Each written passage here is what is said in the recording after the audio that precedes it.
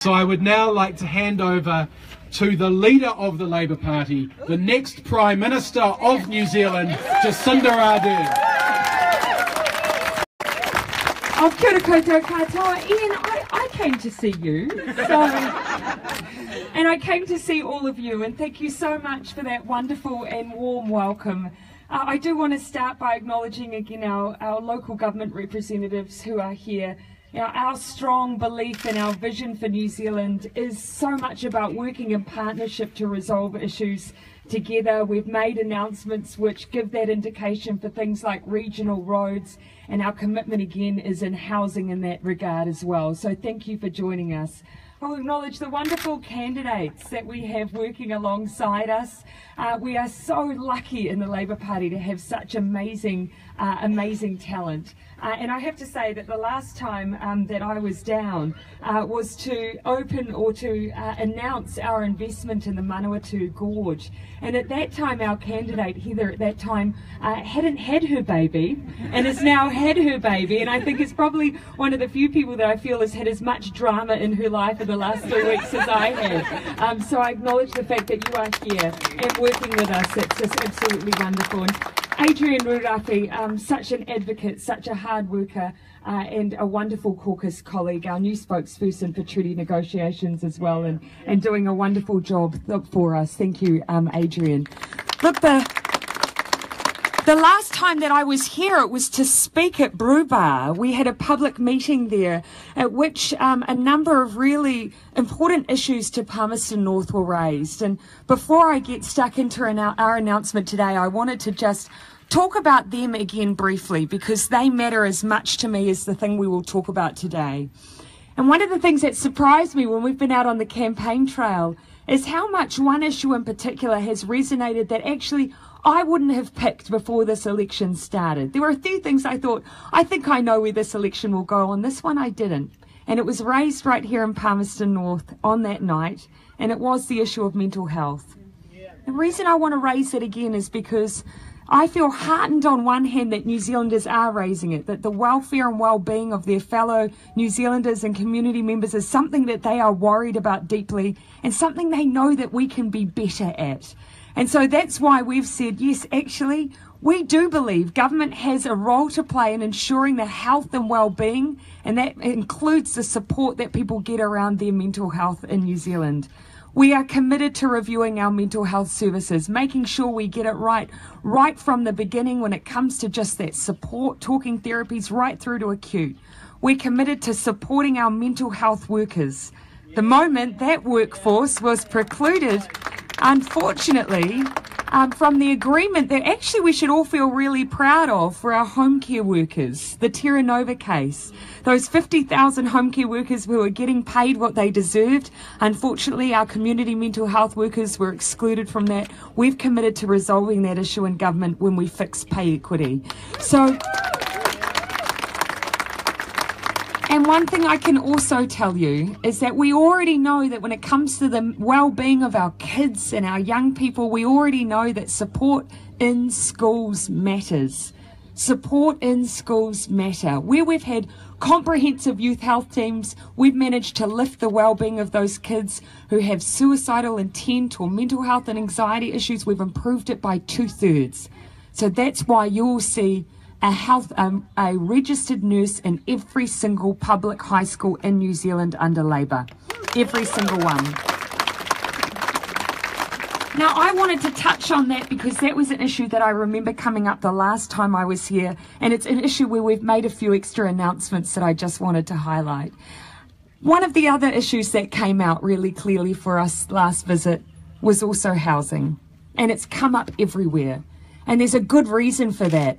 Housing affects everything, absolutely everything. Now, whether you're a renter who's experienced your rent going up 5% per annum, no matter where you live, or whether or not your home is a bit damp and mouldy because it's not insulated and doesn't have a heating source, whether or not you're looking to buy or what you're worried about whether your kids can buy, housing affects everyone and everything.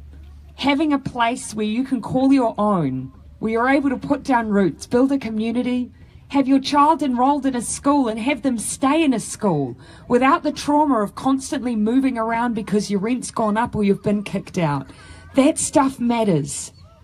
Whenever I go into a school with a group of teenagers and tell them, can you remember every time you changed school? And how hard was that? And yet we've got turnover on some of our school roles that's extraordinary. And Palmerston North has not been immune to the change in our housing situation in New Zealand. You are a vibrant and growing city, and with that growth has come demand on your housing stock, and we have not met that demand. But under Labour, we will. Under Labour, we will. We've already talked about 3 ways we can do that. Some of them you may have already heard about.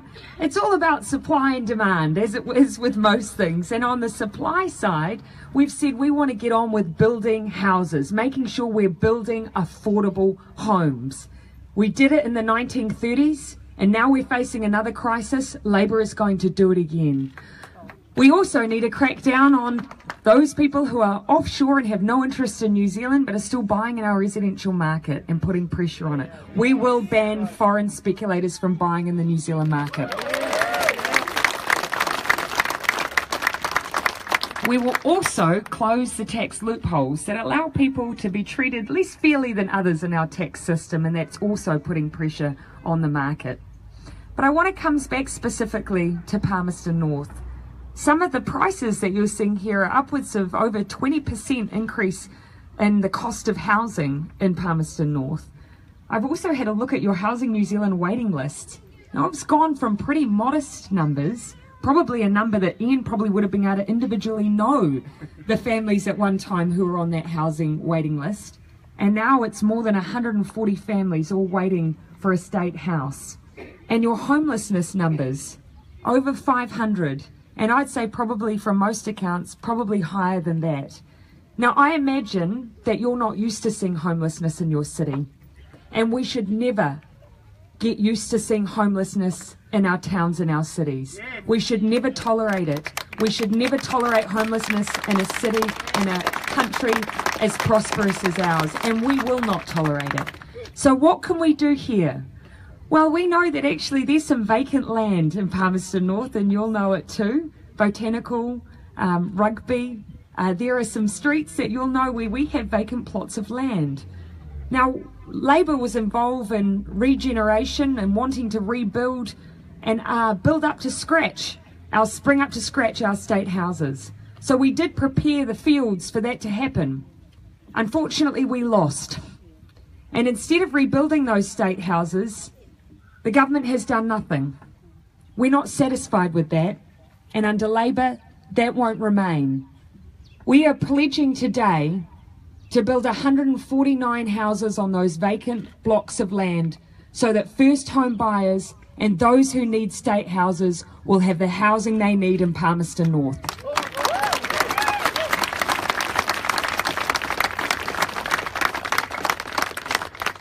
On Crew, on Rugby, on Botanical, those houses will be a mixture of terraced, 1-bedroom, 2-bedroom, 3-bedroom houses. We will work with council to make sure that we have the right mix of housing for the needs of this community.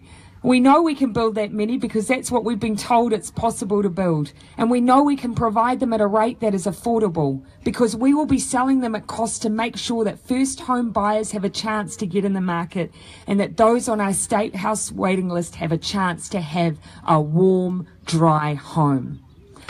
These are the kinds of announcements you'll see us keep making this election.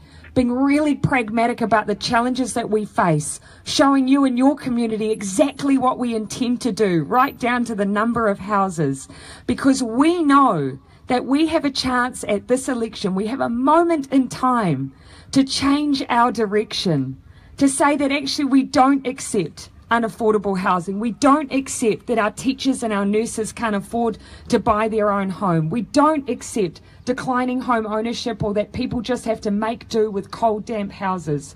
We don't accept many of the other things in New Zealand right now that previously we would have said this is not our country, this is not what we believe in. Now is our chance to turn that around, this election. We have just 4 short weeks to make all the difference. And so my pledge to you today is that we will work with you to make your community even stronger, even more vibrant. But I ask for your support to do that too. Let's go this election and make New Zealand an even better place. Let's fix the problems we're facing together. Let's do this.